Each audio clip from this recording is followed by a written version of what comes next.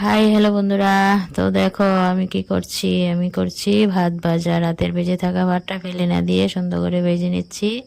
সাদা তেলের মধ্যে এলাচ দারচিনি দিয়ে, পেঁয়াজ দিয়ে, তেজপাতা দিয়ে, কাঁচা লঙ্কা দিয়ে, হলুদ দিয়ে সুন্দর করে দেখো বিরিয়ানির মতন ভাতটা ভেজে নিলাম। দিয়ে দিলাম ঘি, তাতে করে বিরিয়ানি সেন্ট হবে, খেতে বেশ ভালো হবে।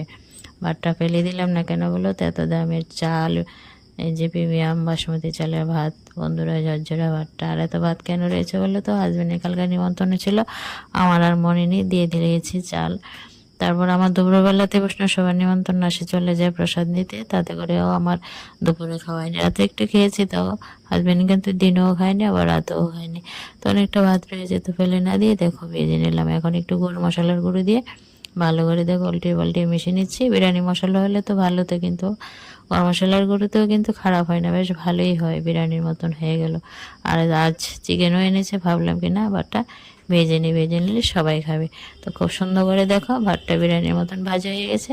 তো বন্ধুরা, কারা কারা আমার মতন এরকম ভাত ভাজা করে খাও অবশ্যই জানিও কমেন্টে। ভালো থেকো সবাই, টাটা।